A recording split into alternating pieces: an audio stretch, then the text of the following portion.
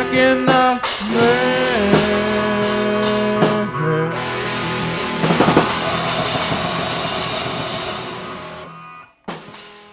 Welcome to Stuck in the Mail, podcast 28, a very special episode on a complete unknown band, or at least was unknown until we just uploaded it, our most recent post, and that is the theme of the next 4 years.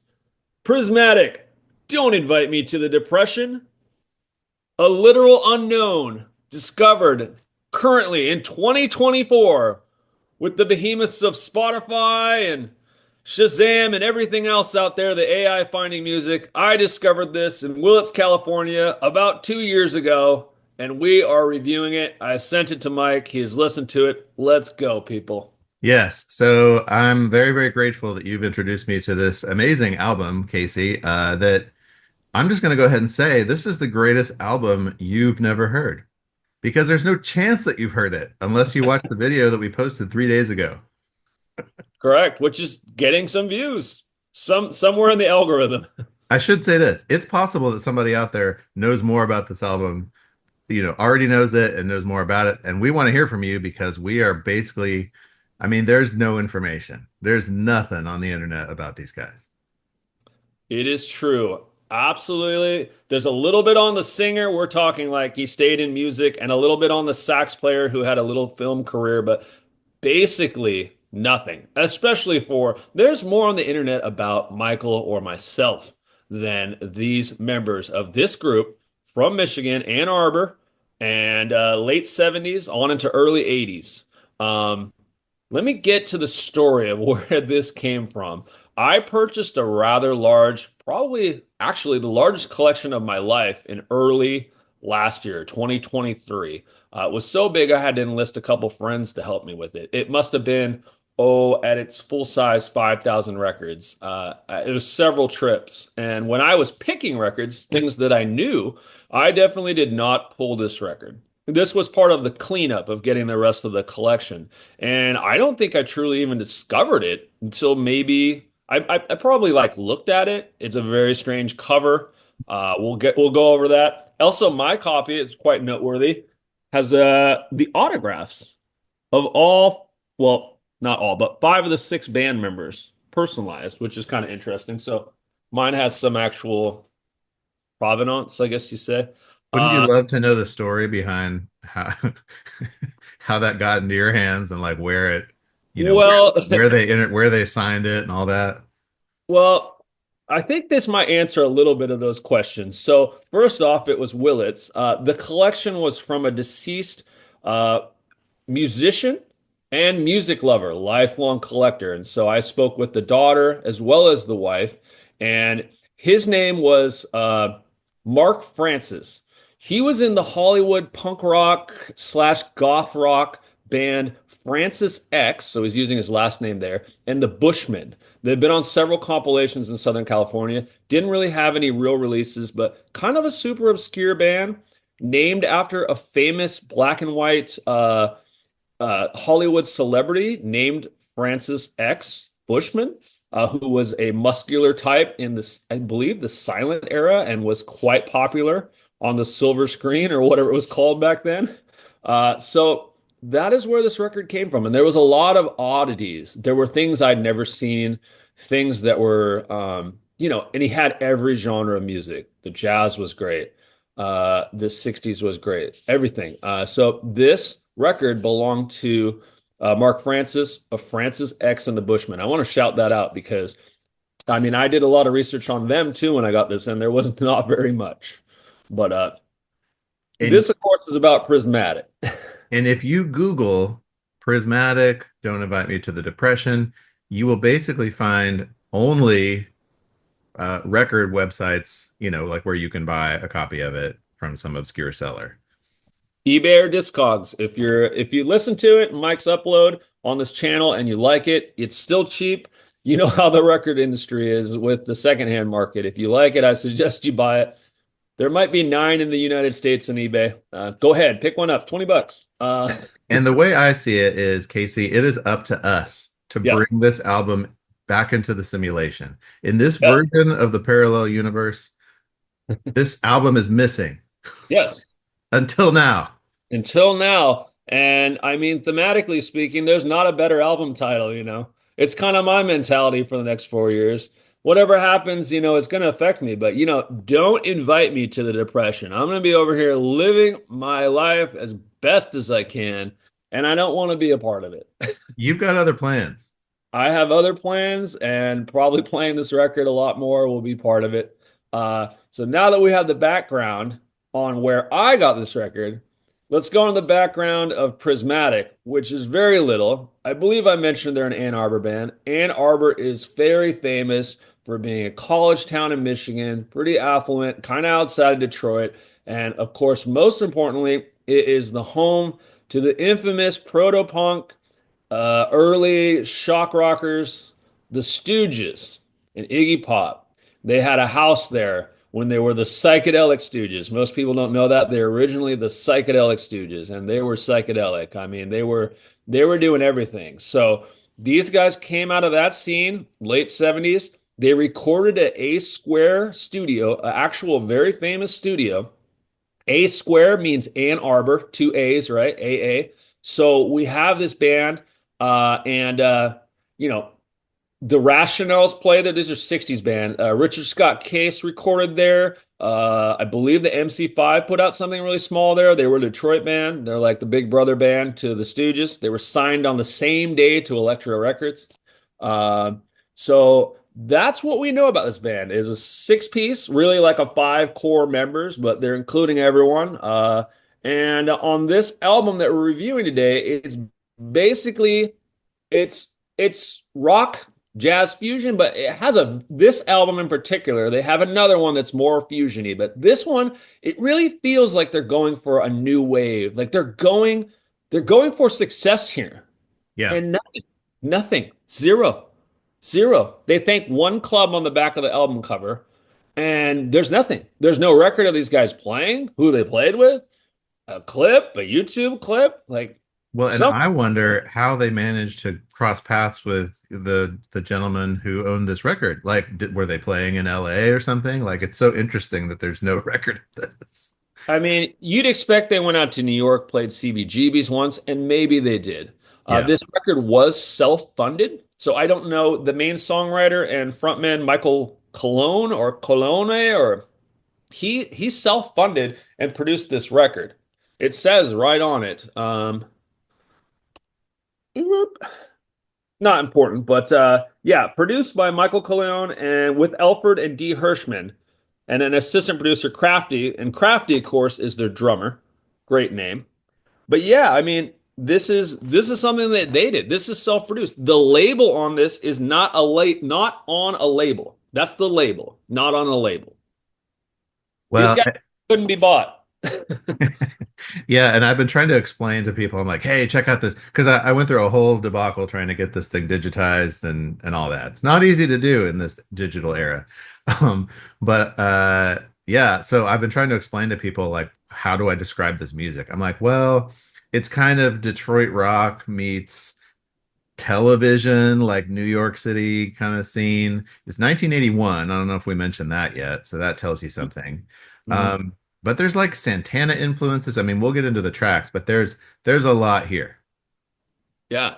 And the question is, if it's this good and sounded this good and produced, and who knows how many copies, they did some touring. How did they not achieve some level of success? Did they break up immediately after this album? Did these all sit in someone's basement or closet? I mean, they are out there. You can buy this album right now quite easily. You can't go to a record store and buy it easily, but you know, the internet people. Well, and I have to wonder if I'm Michael Colone, who he is on YouTube. I mean, Yeah, he's michaelonfire.com. I mean, we found him and he's making music still. Mr. Colone, if you're watching, thank you for this music. yeah. Uh, and I'm like, how come he hasn't posted this? How come he hasn't promoted this? It's so interesting to me. Can I read a little bit about Mr. Oh Cologne? yeah, please. Okay, so this is from his website. Okay.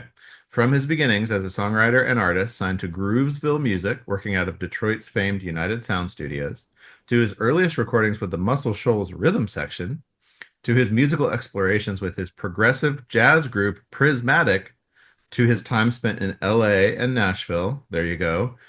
Gigging constantly, making records with the likes of Stephen Stills, Joe Vitale, many other great producers and musicians.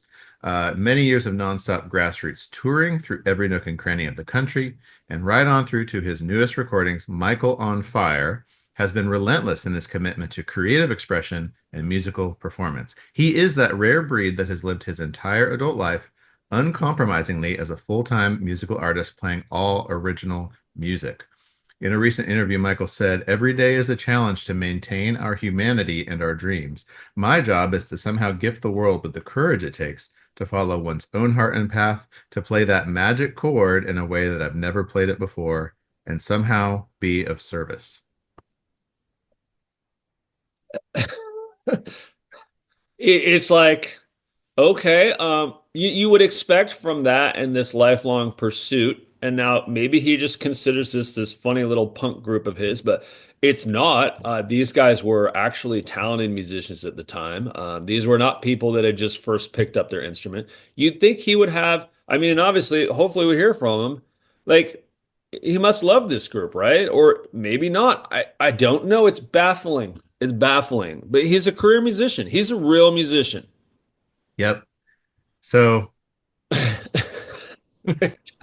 It's just, I hope people watching this one are amused by this episode because it is a challenge. What we're talking about here, we're laying the foundation here until someone chirps in who's like, "Oh, Michael, my grandpa, or my my second uncle, or my great uncle, or whatever." We're waiting for that person. and we've done obscure, but this is a new level of obscure. Yeah, I mean, Jim Sullivan getting abducted by a UFO has nothing on Prismatic. I can't help but think that band name has something to do with something. It's just not a normal band name. It's like when bands are like a phrase or something. It's like, really? Like, I mean, is this an adverb? Prismatic? I'm not a grammar guy. Help me out. Maybe they're prismatics, but they're not. And then I have their first album, which has their logo, which is also on this album, and this is their logo. Is that like one logo for each band member? It's possible. I mean, it seems to be on that inner sleeve of the second, but I mean, it's obscure. It's pretty normal for the 70s for progressive music, but yeah, exactly. It appear that it's each member. Um, you see a lot of prog like this in the 70s. You really do. There's a lot of bands that have that look and feel, but let's get back to Don't Invite Me to the Depression.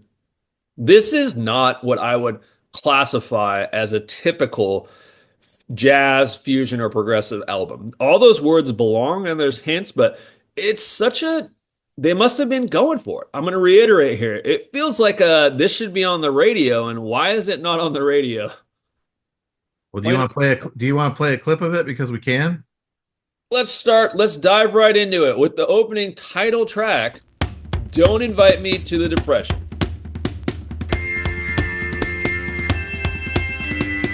Don't invite me to the depression. I can't be bothered with such unimportant matters as money. Cause if you're rich, you're rich, and if you're not, good luck. But it doesn't take money to be rich. Invite me, depression. I have all the plans. Don't invite me to the depression. I have all the plans. I ain't depressed in a So track one there, our title track. It's immediately catchy. It's immediately good. It's not something where you're like, let me listen to this a few times. Yeah, so I need to know, like you pulled this out of this collection. You Yes. decided I'm going to put this on and see what it is. Like what's your first impression of this track? I mean, I wish I could say I had that first play in my mind. I mean, I played this and was like, oh, this is good. What the heck is this? But I didn't really get super into it until I would say the past month and a half, 2 months. Um, everyone's been going through some strange times, and this was an album that just immediately lifted me up, and it took me out of this negative space. And it was just the music. It's not even the lyrics, even though the lyrics are largely pretty good. It's the music, the upliftingness of the. It sounds like the lost Elvis Costello album or something.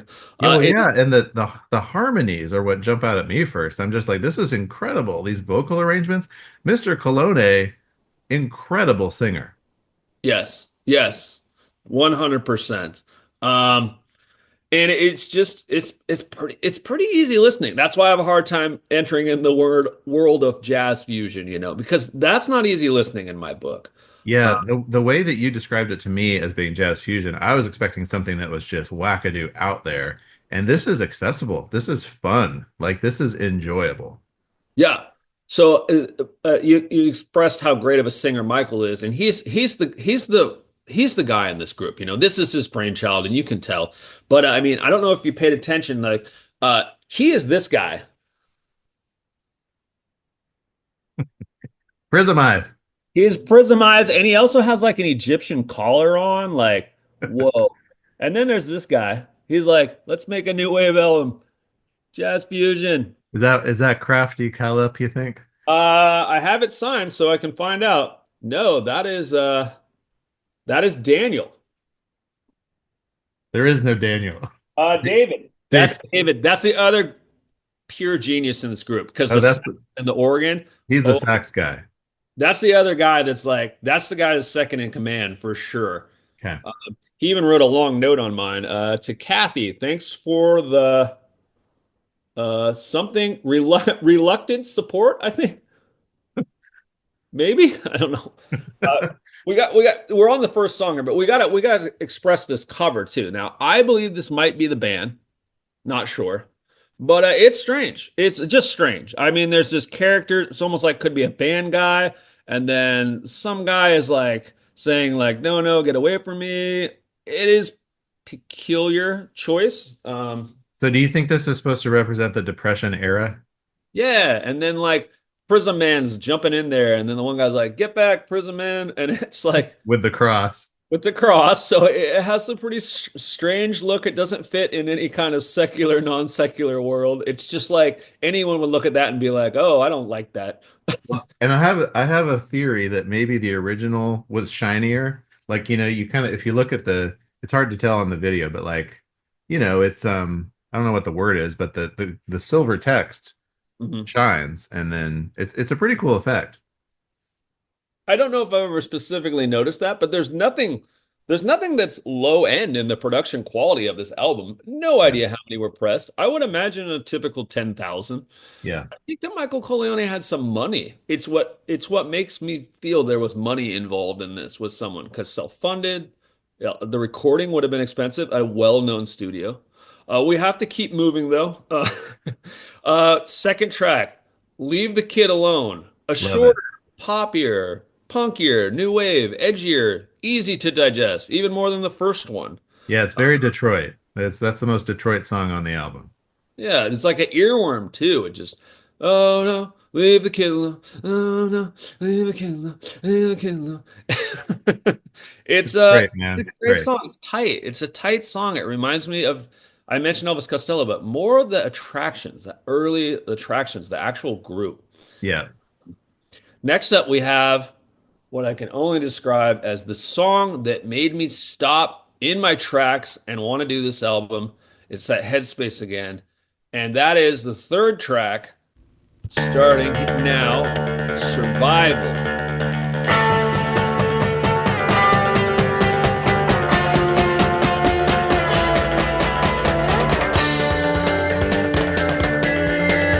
Survival, survival, survival, survival. Yeah, you can take your pretty clothes, ain't no ruling anything goes. Survival. This song, Survival, starts off with just bass for your face.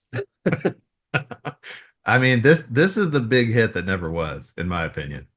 I think so. And what an uplifting song, too. Survival. I don't know what they're going through in 81, but it feels more relevant to me now. The survival of just dealing with the society and the world we live in, uh, and where we're going, wherever that may be. But wow, does this song just move? Yeah. It it's a shaker, it's a mover. Tell me give me is this the one for you besides just being the one that would be the hit? Is this the song for you? Yeah, it's killer. I mean, it's incredible. You're listening to it, you're thinking, how is this forgotten by the world? Because it is up there with any great punk, you know, like early 80s rock song by anybody. It's just so energetic, I mean, they're just ripping into this song. So And well that sung, so well played, amazing. that brings up a really interesting point that I wanted to hit at in the beginning, which is how has no one found this album and ripped off this album? You know what I mean? Yeah. That's the kind of thoughts I start having. Now, those aren't good thoughts. That's not what we want here. But what I'm saying is, this is the kind of album someone could find and be like, wow, no one knows this. And now I wrote these songs and I'm playing them. And of course, we're trying to bring this album to light, but it's true in the modern world, especially heavy sampling of all types of pop music. This is the kind of thing where and who knows what the influences for this album are, but it's just something to be like, wow, I could just record this song and put publishing my name, you know? Well, I think that it is just impeccably played. I mean, they're extra on this with the bass, of course, but also the guitar work. I mean, the drum work on the everybody's going crazy, that part. So Mhm. good. I don't know quite enough to know if we got the timbales or the congas on here, but I think we got the congas because you can hear that added pickup rhythm, and Mhm. that's congas, I believe, you know. Yeah, that's kind of the distinctive about them, other than, I mean, you've got Cologne's singing, which is so good, but you got the harmony, you got the timbales or the percussion, let's just say, and you got Yeah. the sax, and you put it all together, and it's quite a sound. Mm-hmm. Mm-hmm. I mean, there were a lot of groups in this era where let's throw a sax player in. I think they do it tastefully here. My wife's a big fan of brass instrumentation. Like she likes cake a lot, and it's very rare that a pop band, we're leaving out ska and all that world, but we're in the pop music. There were some new wave groups that tried to do the sax, and oftentimes it comes off pretty cheesy, pretty Yeah. sleazy sometimes. Not Well, here. and their first album is very sax forward, and it's Yeah. a little bit, I don't know, it's woven in very well on this one, in my opinion. Yeah, it's true. True. It truly gets the jazz fusion nod. This is a new wave rock, pop oriented album that has mostly elements of jazz fusion through the congas, timbales, and through the sax, Yep. bringing these different elements, which is what fusion's all about. But Survival, uh, if you're listening to this pod and you want to hear one song, that's my pick. It will pick you up. I don't care what mood you're in. It's I a might mood. I might have to post an individual track of Survival. Oh, okay. Yeah. Could be Yeah. good. Oh, yeah. Yeah. That could be big. Well, can Uh, I talk about Prism Eyes? Are we ready to move on? we are Prism Eyes. Wait, where is he? Yeah. I can't do that. There it is. Oh, you had it, and then it was close. It All was right, close. let's listen to a little bit of this gorgeous harmony on Prism Eyes. Prism eyes, what do you see? Prism eyes, what do you see? Everything looks in color to me. So many different ways to see. Prism eyes, what do you see? Prism eyes, what do you see? Yeah, so this one, beautiful harmonies. It almost sounds like Grateful Dead a little bit, like a really upbeat Grateful Dead song. I just have to shout it out because this is a phrase that we say to our cats all the time. Ah, What do you see? And so I don't know. It warms my heart. Prism Eyes, what do you see? That's all I have to say about it. yep. There's this whole, I mean, this album includes the lyrics, and they're interesting. The Prism Eyes, this is kind of the theme song per se. I don't really quite know what it's going on. It's like speaking in third person about someone with the prism eyes. It's not, you know. If we ever get a chance to interview Michael Colone, let's ask him about I don't know, the whole prismatic approach to life and what Prism Eyes is all about. It seems to be the key to this album cover as well. Yeah, the final verse of the song is Rainbow Brain, what do you think? So many thoughts going through your head. I can think in color when I'm sleeping in bed. Prism Eyes, what do you see? Beautiful. I love it. Beautiful. An enigma, a riddle and an enigma. I'm telling you, this first side is just top to bottom hits, hits. Yes. And it's a shame to move right along here, but track number 5 is probably the other one that is worthy of a great discussion, and that's Eyes of a Refugee. Oh yeah. Speaking of fusion,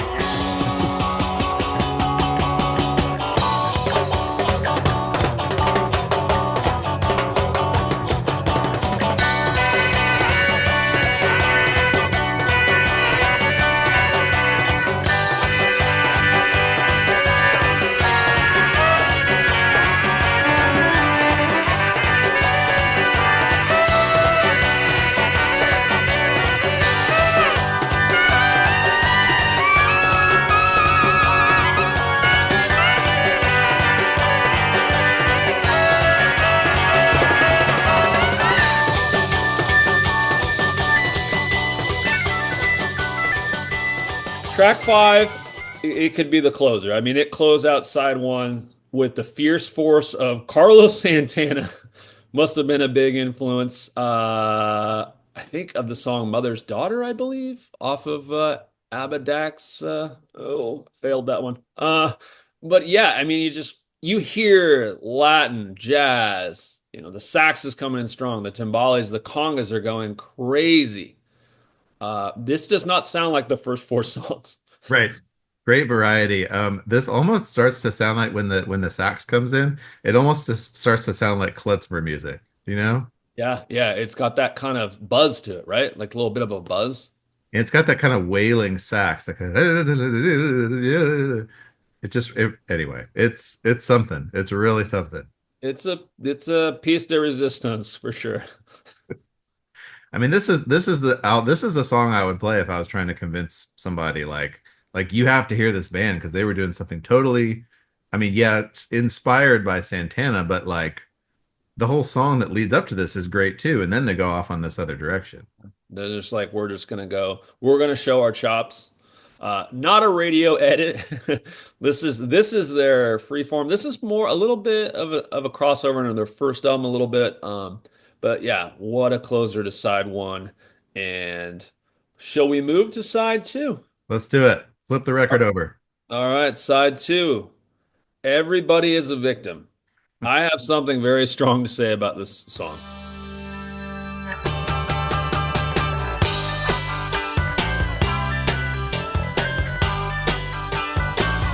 Oh, I'm a victim of the red tape.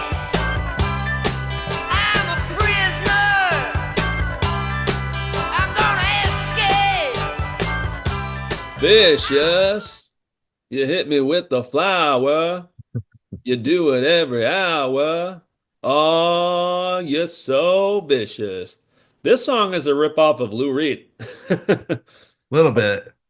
Pretty big one. I like it, but this just really reminds me of the Lou Reed era, post post Velvet Underground, maybe the big album, the big one that David Bowie produced, Transformer. But yeah, this has got the Lou Reed New York swagger. So Yeah, um, Vicious is a good karaoke song. yeah, it and you picked that one up right away too. I didn't, not until you said that, but you're right. It's vicious. Yeah, it really is. It's a good one though. I mean, that song was out, so a little Yeah. derivative there. Maybe there's more of these songs that are derivative. We just don't know, but I don't feel they truly are. So after that, we have a very strange dedication to Detroit, little hometown. It's called "It Ain't the Size of the Wand." So we have A wand innuendo. we have some innuendo going on here, and it's dedicated to Motown. I don't know if that's something weird too. The lyrics are a little weird. It's an R&B one. It's kind of a throwaway for me. Yeah, it's kind of, I don't know. It's catchy, but it's also sort of annoying after a while. Yeah, the singing, it's fine. They're doing different things, and this for me, I love Motown Tamla. But this isn't doing it. This is It's not. okay. I don't know. It's one of those that the first time you hear it, you're like, okay, this is kind of cool, but it doesn't really hold up like what some of the other songs do repeatedly. 80% of this album's great. So you don't need 100%. Next up, a personal fave of mine on side two, Imitator. Yes. Imitator, imitator, imitator, imitator.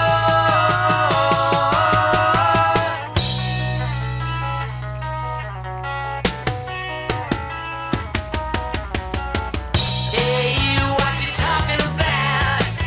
Do you even know?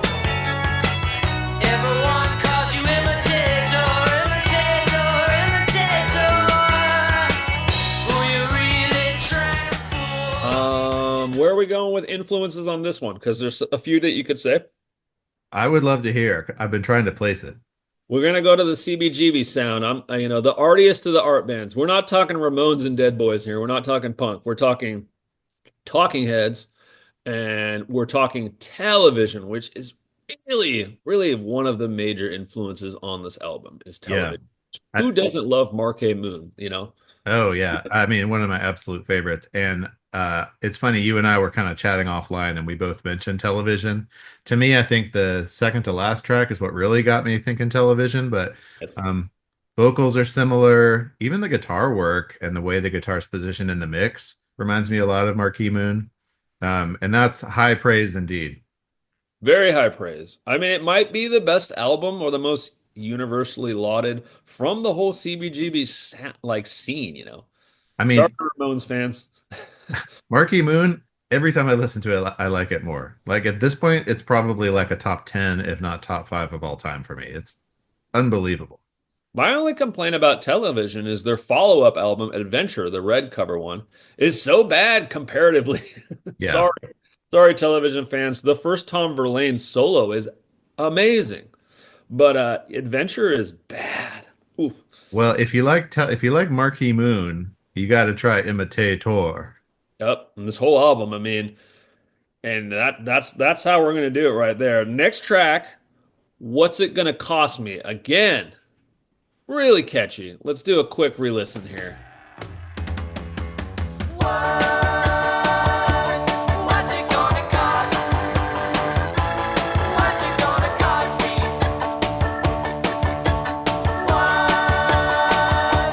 What's it gonna cost? What's it gonna cost me? I went up to a wise man and asked the question why. What's What's it gonna cost me? It's another super catchy one, just like Imitator. They're just going for catchiness here, like again, unbelievably so. Very new wave. Very Talking Heads. Yes. Yes, yes, yes. It's just, I mean, these songs, this is not the fusion world. We're talking about what can only be described, at least by the corporate record labels at the time, as new wave, you know.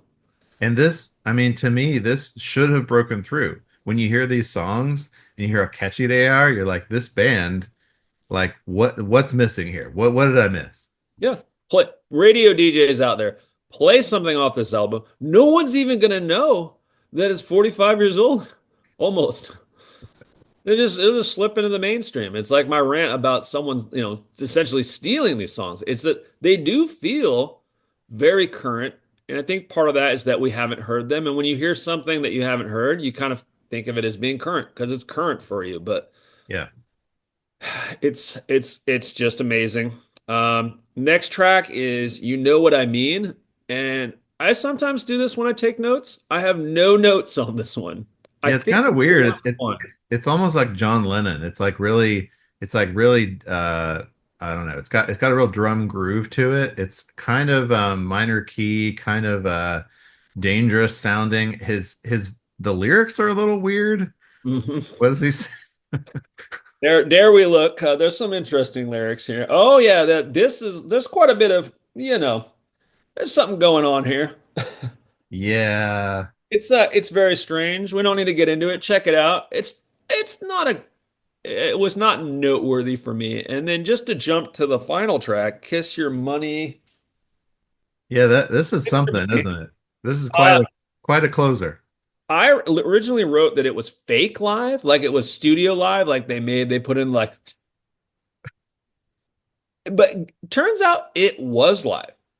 Yeah, surely the crowd noise is added though. Yeah. Well, or they told people to be like, everyone be like, it's just strange. It's a great closer because we have this band being like, look at how great we are, and we're standing at the Apollo or who knows where people play these days, Red Rock Stadium, and we're the most loved band in the world, and our dream is coming true. And in reality, when you listen to this, you're like, you guys are nobody. No one's ever heard this album. No one. And here, Mike and I are dedicating the most amount of time on the internet to talking about them. Well, and it's kind of like Beatles on Ed Sullivan, like Yeah, just they're trying.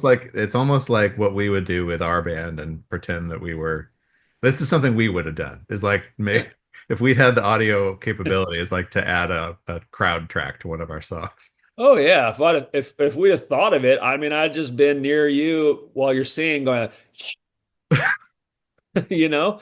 I mean, Yeah. it's bizarre. It's almost fitting to the obscurity and mystery of Prismatic because after this band, I'm sorry, after this song, there is no Prismatic. We don't know what happened. Many people went on to successful careers and made money, but this is the end of whatever Prismatic is. A strange band from Ann Arbor in the late 70s and early 80s. That just they have to be loved in Ann Arbor. The next time I visit my sister and when she lives near Lansing, I'm gonna go to Ann Arbor again. I've been there. I'm gonna ask every record store person. I'm like, every guy that's like 50 or 60, and I'd be like, "Do you remember Prismatic?" Well, and I think about it and I'm like, how much of this is how good is this album really? Like, is it so exciting because we've discovered it? You've discovered it. You brought me along. And is that why we feel this way? But the more I hear it, the more I think, no, this is really that good. This really is that missing holy grail of an album that you always hope to find. And you did it, man. Yeah, that's right, Anthony Fantano. We challenge you to review this album or Abigail DeVoe. But I mean, it'd be hard to argue that it's not an eight, even by Anthony's standards. It is one of those albums. I mean, I kind of feel like it's a 10 because I put it I on mean, turntable. yeah, like, okay, let's say you take off a There's a few couple of jump. songs from side B, leaving you with like an 8 or 9 song absolute classic. All aside one is pretty perfect. Yeah. I mean, it's a great album. You guys listen to it. It's uploaded. It's already getting some views, listens, or whatever. And this was a lot of fun. Mike, how on earth can you follow this? I apologize for the insanity that is my interests. Well, you know what? This was great. And I do thank you for sharing it with me, for sharing it with the world. We will not let this album be forgotten. Um, so yeah, for my next pick, I'm gonna keep it in the 80s. I'm gonna keep it obscure, not this obscure. This one, it's a bit of a nerdy pick.